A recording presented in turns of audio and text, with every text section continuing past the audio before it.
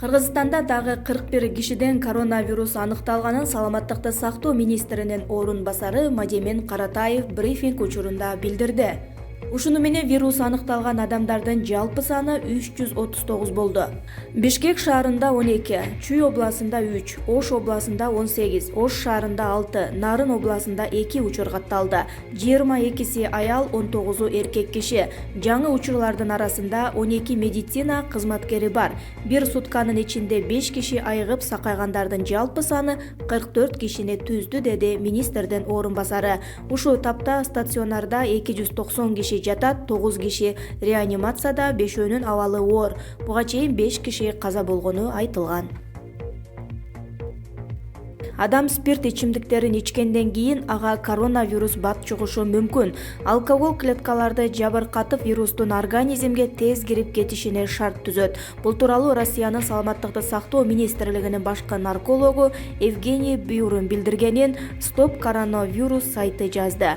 Этанол организмге киргенде өзгөчө иммундук клеткаларды жабыркатат. Андыктан спиртке ууланып турган организм вирусту бат кабыл алат, деди дарыгер. Ошондой эле ал спиртти антисептикалык каражат катары дагы абайлап колдонууга чакырды.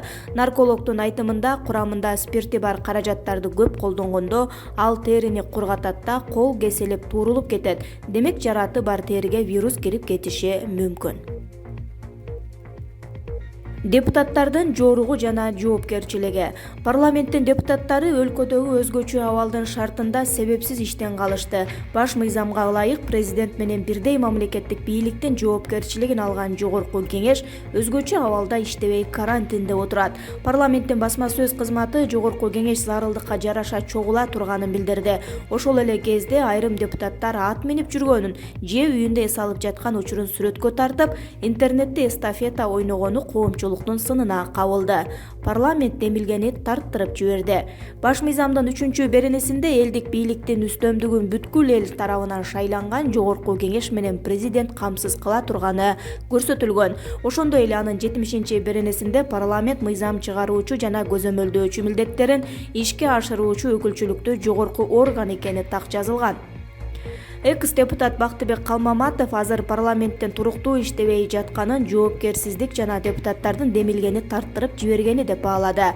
Өлкөдө өзгөчө кырдаал түзүлүп турган учурда парламенттин зарыл болгондо гана чогулабыз деп өз милдеттерине жоопкерчиликсиз мамиле кылганы өтө туура эмес. Мунун өзү кийинки убакта жогорку кеңеш өз кадыр баркын жоготуп, демилгени алдырып, президент менен өкмөттөн келген тапшырмалардын мыйзамдуулугун тастыктап бере турган нотариуска айланып калганын дагы бир жолу далилдеп турат. Анан дагы ушундай жогорку өкүлчүлүктүү орган болуп туруп, депутаттардын ишке келбей жатканы аз келгенсип, үйлөрүндө жатып алып, зериккенден атка минип түшкөн сүрөттөрүн интернетке жарыялап, эстафета кылып, бири-бирине узатып ойноп жатышканы алардын жоопкерчиликсиз экенин көргөзүп турат.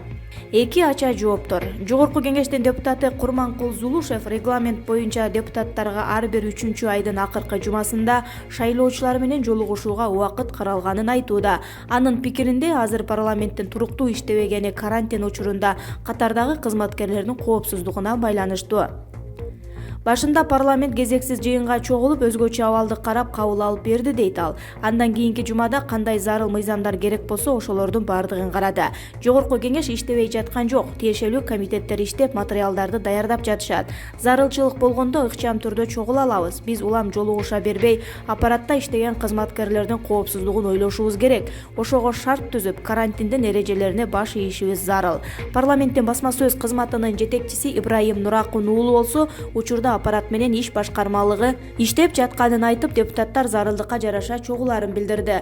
Депутаттар чоң жыйындарга муктаждыгына жараша жыйылат. Анда маселе жок. 12 саат ичинде жогорку кеңеш жыйынга чогулуп, кандайдыр бир зарыл маселелерди карап, чечим кабыл алып берет. Анткени азыркы учурда парламенттин аппараты жана иш башкармалыгы иштеп жатат. Тиешелүү кызматкерлердин бардыгы жумуш ордунда. Атчандар полку. Facebook социалдык тармагында Тазабек Икрамов, Төрөбай Зулпукаров, Канатбек Исаев, Мирлан Бакиров жана Бактыбек Райымкулов баштаган депутаттар ат адамдын канаты деген аталыштагы эстафета баштаган. Өз ара бири-бирине көрсөткөн сый урматтарын белгилеп, алкынган аргымактары менен түшкөн сүрөттөрүн жайгаштырышкан. Интернет колдонуучулар карапайым калк нанга жетпей жаткан кезде депутаттардын кымбат баалуу аргымактарына минген сүрөттөрүн чыгарганы осол уят иш экенин жазып чыгышкан. Бирок депутат Тазабек Экрамов сүрөттөрүн аргымагын даңазалаш үчүн эмес, сунулган эстафетага жооп кайтаруу үчүн жайгаштырганын айтып, аны башкалардын сындашына негиз жок экенин белгиледи. Көкбөрү Федерациясы ушундай эстафетаны баштаган экен. Анан мен Аманбековдон эстафетаны алып Төрөбай Зулпукаровго тапшырып бердим. Адамдар тарабынан мына ошондой сураныч болуп жаткандан кийин ага жооп берип, кайра башка бирөөгө өткөзүп коюу бул адамгерчиликтин эле белгиси. Мен бул жерден жаман нерсени көргөн жокмун. Бул жерден кандайдыр бир трагедия жасап, жумурткадан кыр издешин кереги жок. Жогорку кеңештин азыркы 6-чакырылышы 2015-жылдагы парламенттик шайлоонун жыйынтыгы менен тандалып келген саясий партиялардын талапкерлеринен турат. Анын 5 жылдык мөөнөтү быйыл аяктап, октябрь айында жогорку кеңештин кийинки депутаттарын шайлоо күтүлүүдө. Дүйнөдө коронавирустан өлгөндөрдүн саны 100 миңден ашты. АКШдагы Джон Хопкинс университетинин маалымат базасы көрсөткөндөй, 1 апрелге карата COVID-19 вирусу 1,7 миллион кишиге жукту. Бул илдеттен 102 миңден ашык адам каза болду. Испания, Франция, Италия, Британияда вирустан күн сайын жүздөгөн адам өлүп жатат. Ушул күнгө чейин Европада 64 миң адам коронавирустан көз жумду. АКШда 18.700 киши COVID-19 вирусунан каза болуп, адам өлүмү боюнча Италияга жакындап калды. Вирусту жуктургандар 500 миң кишиден ашты. Бул дүйнө боюнча эң жогорку көрсөткүч. Россиянын Свердлов областында 3 балалуу үй бүлө коронавирустан аман калуу амалын издеп токойго качып кеткен. Бул тууралуу Известия басылмасы жазды. Полицияга үй бүлө кожоюнун эжеси кайрылып, иниси балдарын алып токойго кеткенин кабарлаган. Полиция 18 жана 4 жаштагы балдары бар үй бүлөнү бир күндөн соң токойдон таап үйүнө алып келген. Үй ээси коронавирустан коркуп, балдарын эч кимге барбаган, токойдо сактап калайын деп пландаган. Биринчи түнү алар ачык асман алдында укташкан. Жанында бир аз тамак аш жана телефон алып алышкан экен. План боюнча атасы тамак аш түгөнгөндө үйүнө каттап турмак деп жазылат кабарда. Дарыгерлер балдарды текшерип көрүп, ден соолугу таза экенин аныкташты. Болгону биринин денесине кене жабышып калган. Бөбөктөр убактылуу социалдык коргоо борборуна жаткырылып, ата-энесине түшүндүрүү иштери жүргүзүлгөн. Белгилей кетсек, акыркы күндөрү Россияда коронавирус жуктуруп алгандардын саны кескин өстү. 9 апрелдеги маалыматка караганда, өлкөдө вирус жуктургандардын саны 10 миңден ашты.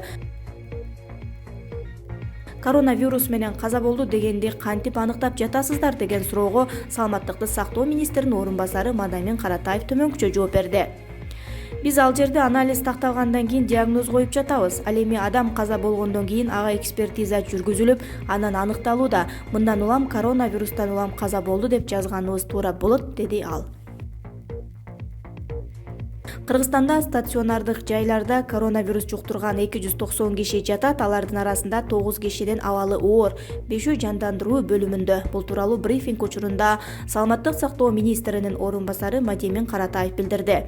Кыргызстанда бир суткада 41 кишиден коронавирус чыгып, жалпы жондан вирус аныкталган адамдардын саны 339 болду. Арасынан 5 киши каза таап, 44 киши сакайды. Тилекке каршы 51 медицина кызматкери COVID-19 менен күрөшүп жатат. Туркия уруксат кагазын узарталбай калган кыргызстандыктарга айып салбайт. Туркия жашап турууга уруксат кагазын узарталбай калган чет элдик жарандарга, анын ичинде кыргызстандыктарга айып санкцияларын колдонбойт. Бул тууралуу Республикалык штаб Кыргыз Республикасынын Стамбул шаарындагы башкы консулдугуна таянып кабарлады. Маалыматка ылайык, коронавирустан улам виза аркылуу Туркиядан чыгып кете албай калган жарандарга дагы айып салынбайт. Мындай чаралар Туркияда коронавирус кырдаалы жөнгө салынганча жана үзгүлтүксүз каттамдар калыбына келгенче күчүндө болот деп айтылат маалыматта.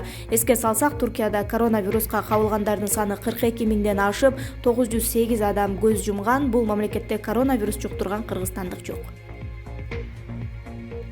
Элди өзүңөрдү ойлоп анализ тапшыргыла. Көлдө областтык бийлик жүргүнчүлөргө кайрылды. 25 март күнү балыкчы Каракол авто каттамында маршрутка менен келген жүргүнчүлөргө областтык бийлик кайрылып, COVID-19 анализ тапшырууну суранып жатат. Бул туурасында өкмөттүн Ысык Көл облусу боюнча өкүлчүлүгүнүн маалымат кызматы кабарлады. Кайрылуу Каракол шаары менен Ак Суу районунун тургундарына багышталган.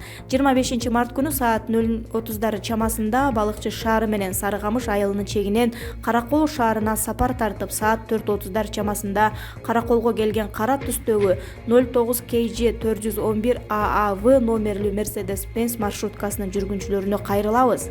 Жеке өзүңүздүн, жакындарыңыздын жана элдин коопсуздугу үчүн тез аранын ичинде жакынкы поликлиникага барып COVID-19 анализ тапшырыңыздар деп айтылат маалыматта. Областтык бийлик кайрылгандардын аты жөнү, купия, сыр катары сакталаарына кепилдик берерин айткан. Эске салсак, аталган аймакка COVID-19 Индияга дааватка барып келген 2 адам аркылуу кирген. Алар Түп районунун жашоочулары экенин жергиликтүү бийлик органдары билдиришкен.